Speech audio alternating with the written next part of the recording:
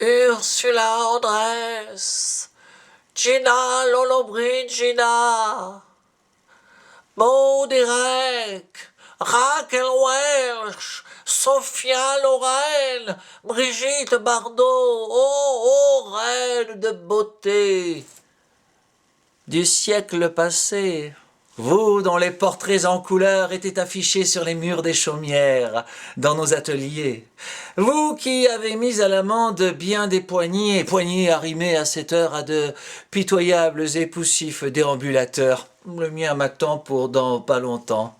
Oh, vous, les belles d'antan, qui faisiez la pluie et le beau temps sur nos pulsions adolescentes, plongeant nos cœurs dans la tourmente. Mais ça, c'était avant. Qui donc irait réclamer à la fourrière les vestiges de ce que vous fûtes naguère?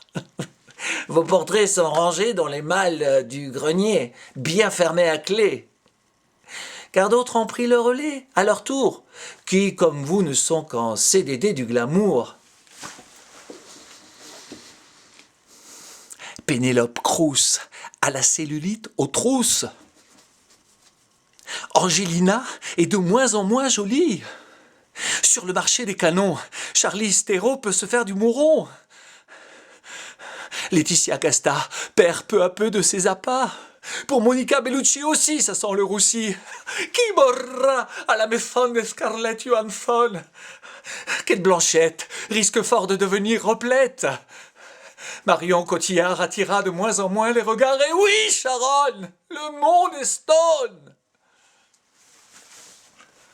Oh, vous, évanescente beauté, à l'obsolescence programmée, pointez tant que vous le pouvez vos fières poitrines à la une des magazines, usez de vos œillades les plus charmeuses, soyez brillantes et soyez rieuses, mettez toutes vos forces dans la bataille du paraître avant de plonger dans le brouillard et disparaître. Collagène, liposuction, botox, chirurgie, bistouri, scalpel, tout pourvu que vous restiez les plus belles. Oh oui, je lis dans vos pensées. Il est taré, comment ose-t-il, ce vilain imbécile, se railler de la beauté, lui qui en est totalement dépourvu? Ce à quoi je réponds, vous avez bien vu. En effet, je suis laid comme un pou d'une rare mocheté, je l'avoue, et sans effort, 100% naturel.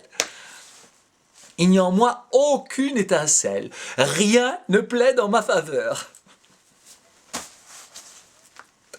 J'ai le cheveu volatile et rare, dans mon cerveau c'est le big bazar.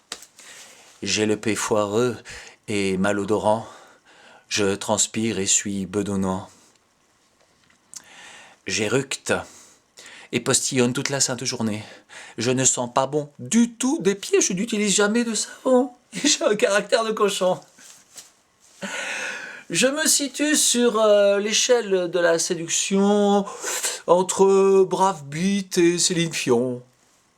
En note artistique, je vaux des clopinettes et sur le plan technique, je suis une carpette. Ouais.